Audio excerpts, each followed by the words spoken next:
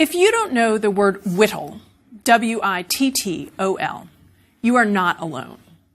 But it's a pretty great word to know once you know what it means. It refers to a man who is aware of and condones his wife being unfaithful. In other words, as the Oxford English Dictionary puts it, a contented cuckold. So you may think, okay, whittle is an archaic word. We know it dates back to the 15th century, and now no one uses it anymore. But perhaps whittle is a word that should be declared dead. And in fact, some major dictionaries recently did the equivalent of declaring it dead, which is that they removed it from their most recent editions. And they removed it in part in order to make room for some new words. One of the new words that needed to get in was ginormous. Ginormous made newspaper headlines in 2007 when Merriam-Webster decided to include ginormous in their new edition. This word feels new enough that we may think, I was around to witness the birth of that word, and that may be true depending on how old you are. The Oxford English Dictionary first cites the word in 1948. The word, therefore, has over 60 years under its belt, but only recently got into major dictionaries. Birth and death, the endpoints of a word. For some words, birth and death come quite close together. For example, the word aerodrome lasted only about 100 years. It was created at the beginning of the 20th century for a balloon hangar or a small airfield. And then it got removed from many major dictionaries near the end of the 20th century. For other words, like the word heart, birth was thousands and thousands of years ago, and death nowhere on the horizon. Now, at the end of the last lecture, I left you with two questions. How does a word get born? And when does a word die? I now want to add two more questions about a word's life in between birth and death. First, what counts as a word anyway? In the last lecture, as I mentioned, I said that the prefix E won Word of the Year in the 1990s. And your reaction to that, which would be fair enough, is E a word? We'll talk about that in this lecture. The second question I want to add is, how do we all agree on what a word means? In other words, if the job of a word is to convey meaning from me to you or from you to me, how exactly does it get that job done? We'll turn first to the birth and death of words. And I should say up front that there's no straightforward answer to the questions. We'll then move to the second two questions.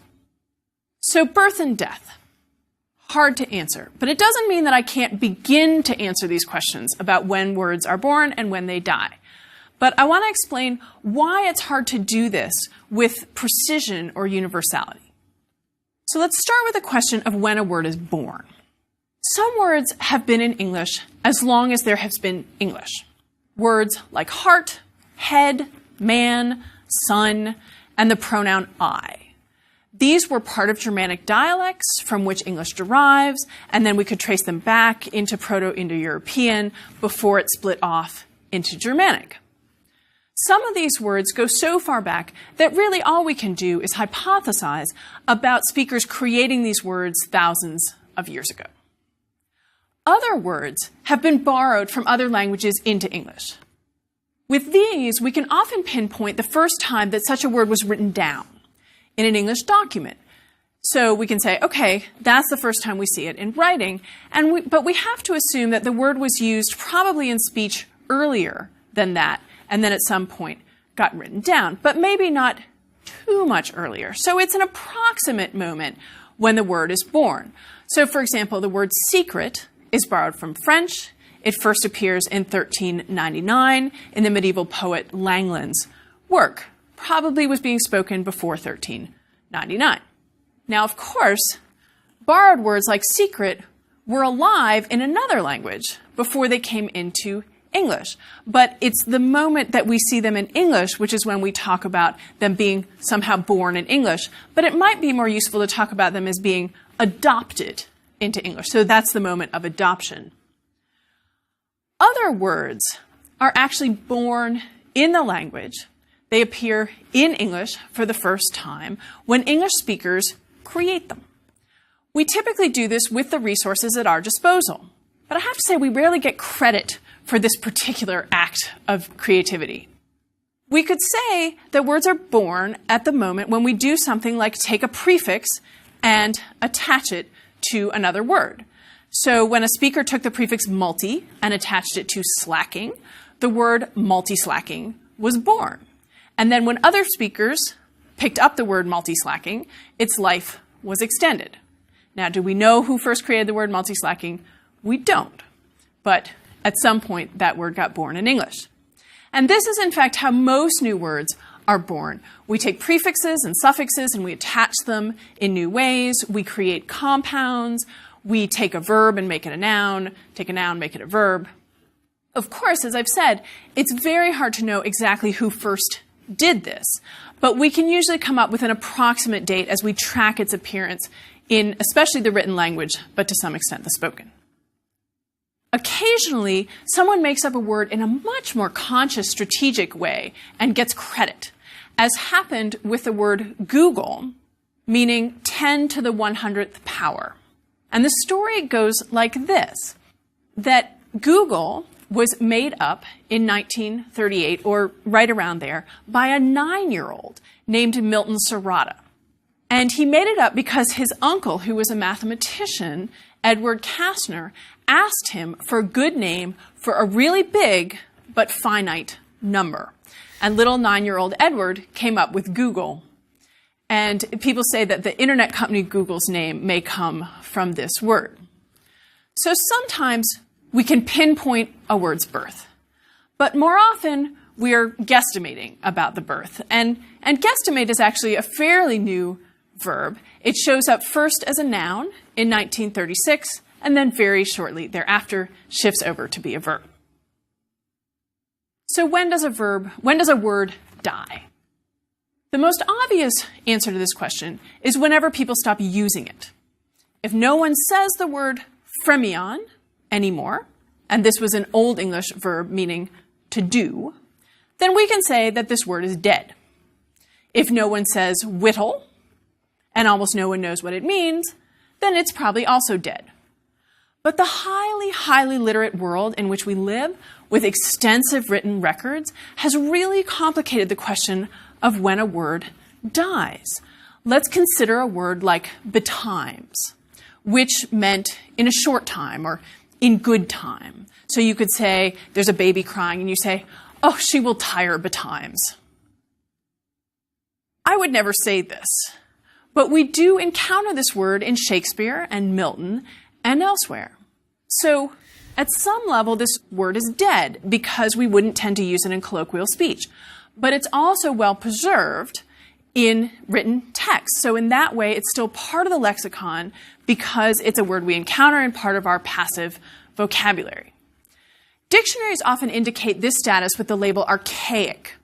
And it is a difficult decision about when an archaic word should be declared dead, if it ever should be. And I think part of making that decision is whether the archaic word appears in a text that is otherwise fairly comprehensible to us and that's still commonly read. So we tend to call archaic words in Shakespeare, like betimes or alack or hugger-mugger. After all, we still read Shakespeare and we go to performances that are often performed in the original. But words that appear in the poem Beowulf that we no longer use, we tend to call these dead rather than archaic. After all, very, very few people still read Beowulf in the original. The language of Beowulf is so unfamiliar now that it's hard for us even to recognize the words that have survived. And so the ones that have not, we think of as dead. And there are quite a lot of them. Let me illustrate this loss of words from Old English by reading for you a short passage from Beowulf.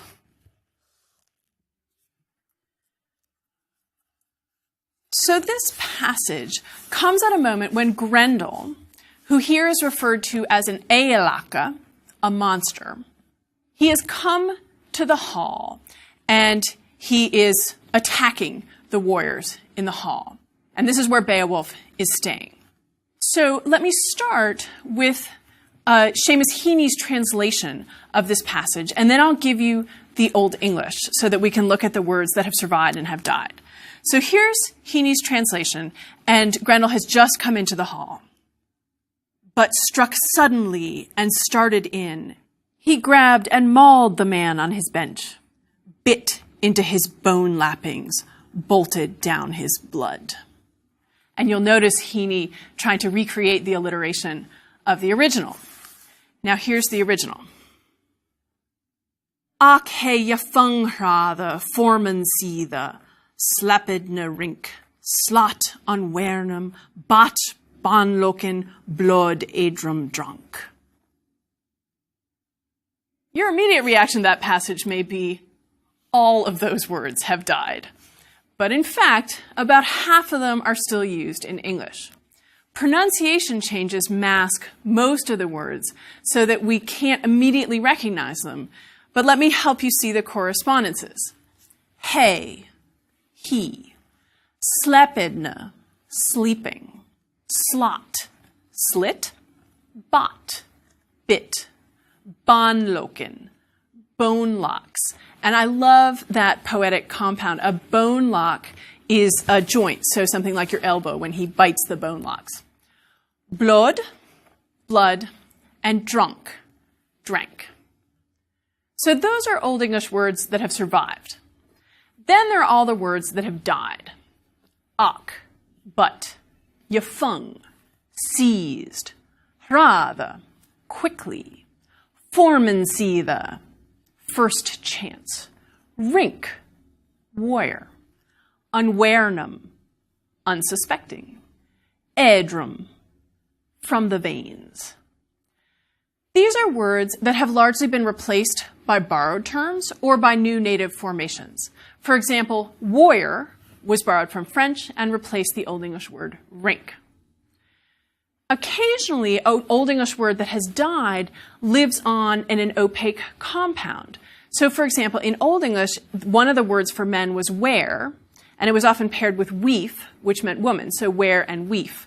And wear, for whatever reason, has died, but it lives on in the compound werewolf, which of course means a man-wolf. It's a natural part of a living lexicon that words are being born and dying on a regular basis. And we will be looking at where English words come from, native ones, borrowed ones, the ones that we create all on our own in future lectures. So now, let's talk about what a word is and the work that a word does while it's alive. So what counts as a word? I like the fact that this is actually a trickier question than it first appears. The word is a word that we take for granted, and it has been in English as long as there has been English. I think we have an image in our head of the thing that is a word, and I think that image is the way a word appears on a page, that it stands alone, it's one thing, and it has meaning. So let's start with a straightforward example of something I think we all would agree is a word in English, the word cat. It passes tests that we could set up for what we think a word should do. It has meaning. It is freestanding. And it's one thing. If we wrote it down, it would have spaces on each side of it. It would also show up in a standard dictionary. Now, if we use those tests, there are other things that we would think of as a word where it's harder to do something like pinpoint the meaning. For example, what does the word the mean? Its meaning is really quite dependent on the noun that follows it. And in fact, when we actually use language, the word the does not occur by itself. It occurs before a noun. The cat. The reason I'm here. So we'd all agree that the is a word, but it's hard to know exactly what it means. Then for other words, we might not think that it's one thing. An example here would be compounds. Are these one word or two? Let's take the example ice cream. Clearly, there are two freestanding words in there, ice and cream. But when we put them together to make ice cream, could that be its own word? I would say it could be. So some people might say, oh no, it's two words because there's a space in the middle.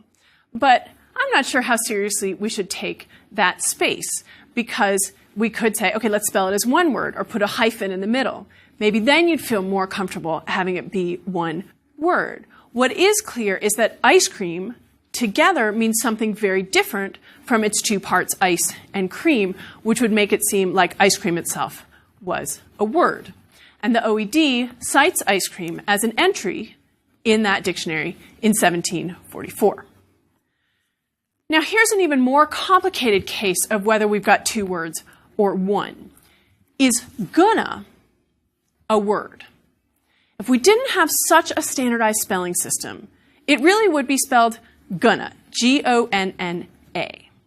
But when we write it down, it looks like going to. Here's the argument I want to make. These are two very different things, gonna and going to. Gonna is the way we express future. I'm gonna buy groceries. That means at some point in the future, I'm gonna buy groceries. I think that means something very different from I'm going to buy groceries.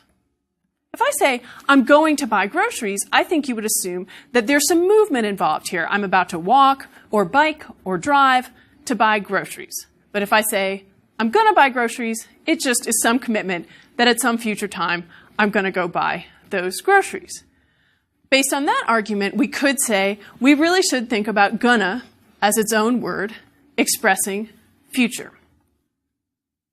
And I would leave you with a question of, would you, if you were a dictionary maker, put it in? Would you say, okay, that is a word, or we should continue to treat it as going to? Written records are hard here because it is often spelled as going to. Fiction helps.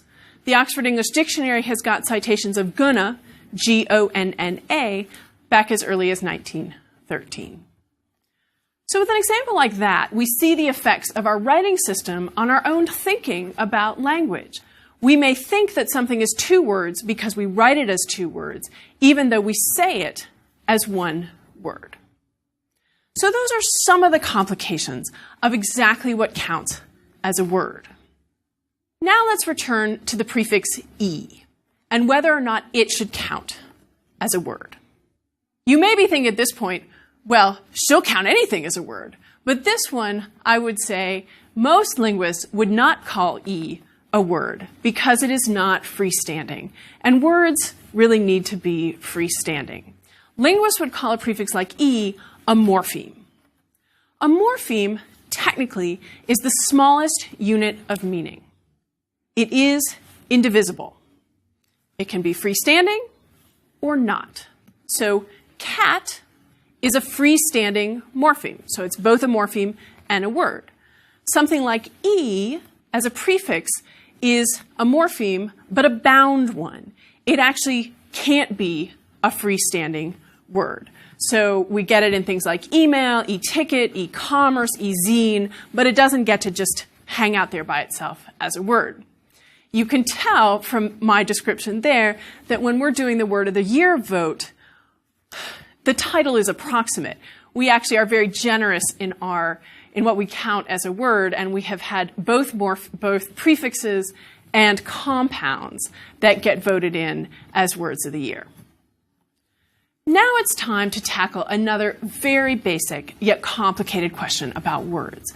How do words mean? How do we all come to shared understandings of words? While this may seem obvious at first, it is far from obvious, and it moves us pretty quickly into philosophical territory. The field of semantics, the study of meaning, and the fields of philosophy are actually pretty close together. They're quite interrelated. And I'm only going to dip in briefly here, but this is an interesting question to address. So how do words mean? Let's return to the word cat. What is truly remarkable about this is that somehow you and I have come to a mutual understanding of the concept of cat without ever having discussed it. such that we can be having this conversation about cats at all. Now, when you and I learned the word cat, we were encountering very different cats. I was encountering the cat Lucy, who was in my house.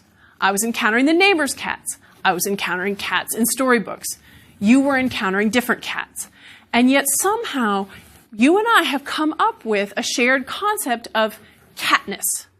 And you'll notice that by saying catness, I'm suggesting that the meaning of cat is really more of a concept than a thing. Of course, I can use the word cat to point to a cat and say, oh, look, a cat. But often we're talking about cat as a category of things. Now, one way to think about the concept of cat is to think that what we've developed, each of us has developed, is a prototype at the core of the category cat. Now, a prototype would be a good example or the best example of something. So your and my prototype for cat probably has 4 legs and fur and probably pointed little ears and whiskers, maybe a long tail. I don't know what color your cat is. My cat is kind of tabby, but we share this prototype. We can then use that prototype to organize the category. It allows us to recognize that a tailless cat or a hairless cat is still a cat because it shares so many features of catness with other cats, even though it's not prototypical. So I think prototypes gives us a really helpful way to think about how a word means. It lets cat refer to this concept or category rather than a concrete thing. Now, we learned cat when we were children, and we learned it by listening to adults talk about cats or refer to cats. We saw cats, we saw pictures of cats. We also learned the meaning of, say, love by listening to the way that adults were using the word. Child language acquisition is a truly amazing thing. Children are figuring out all of this about how words mean long before they can actually say all of these words. They're looking for patterns in what they hear, and they're figuring out what all those words refer to.